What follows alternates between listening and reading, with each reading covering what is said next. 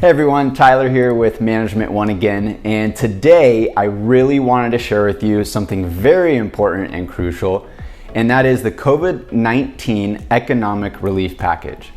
Now, I did write some things down here. There are very important parts to this. I didn't want to miss a beat, so I'll go ahead and get started right away. So this was signed by former President Trump before his 4-year term had ended. Okay, now what it includes is a $25 billion help for struggling renters to pay their landlords, such as yourself. Okay, so of that $25 billion for the rent relief, as what they're calling it, it's part of a $900 billion pandemic relief package, and that was also approved by both chambers of Congress.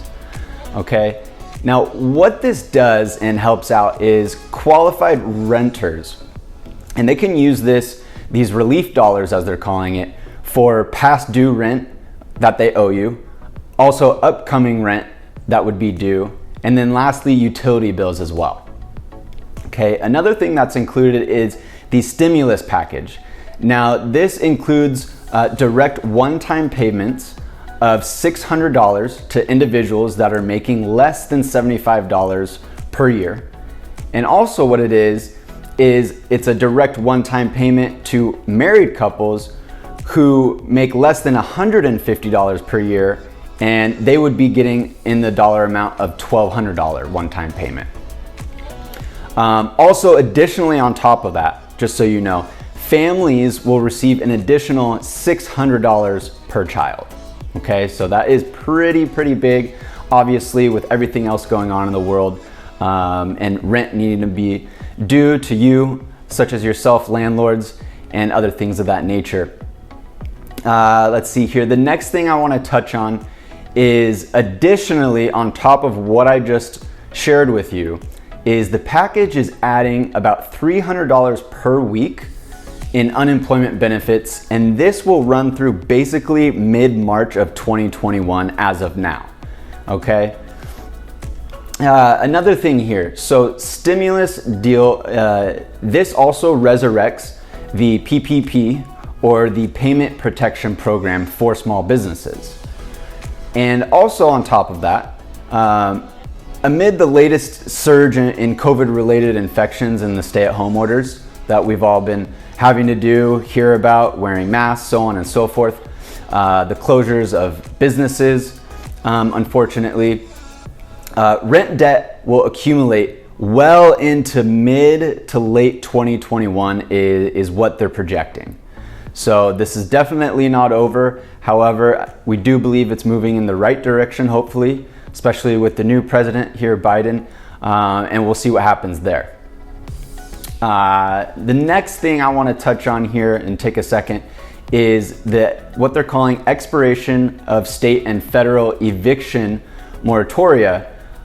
This also is what they're saying is looming over lawmakers. Okay, so there's a lot of discussion of what laws are in place for the country, then what laws are in place for the state, and then trickles down to what laws for the county, and then specifically the laws for each and every city. So there's a lot of things getting bogged down when, let's say the state makes a rule or a law, but then the county or the city or both have a little bit different interpretations of that in their own laws. Okay, so that's kind of what we're all dealing with, as you've probably seen on the news or on the internet. So right here is what I want to touch on, a federal eviction moratorium, okay? And this is from the CDC, or the Centers for Disease Control.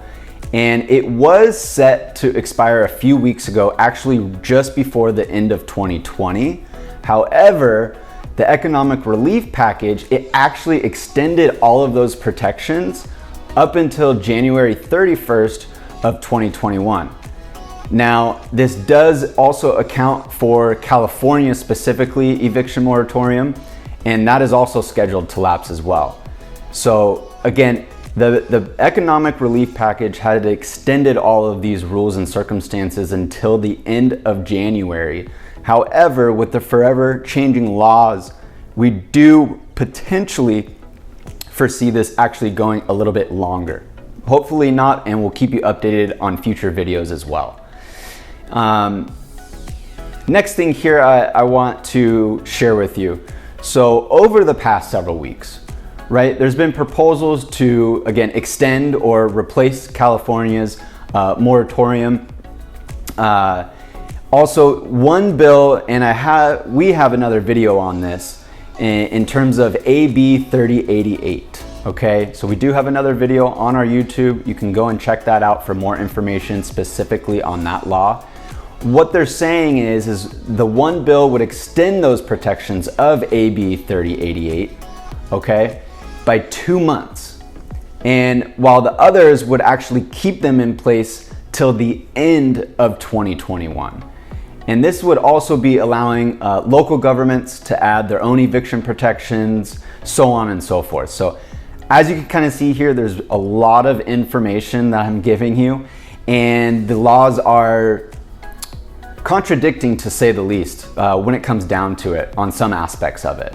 So again, we do recommend that for all these laws and changes, you do seek out professional help in terms of a property manager, or even better yet, an attorney, specifically on these laws, because again, they are forever changing. Next year, on that note, all of this is really creating a hodgepodge of laws for eviction courts to interpret, right? Again, going back to, well, the state says this, the county says that, and now the city says this. What do we do? So it's unfortunate, but we are working through things.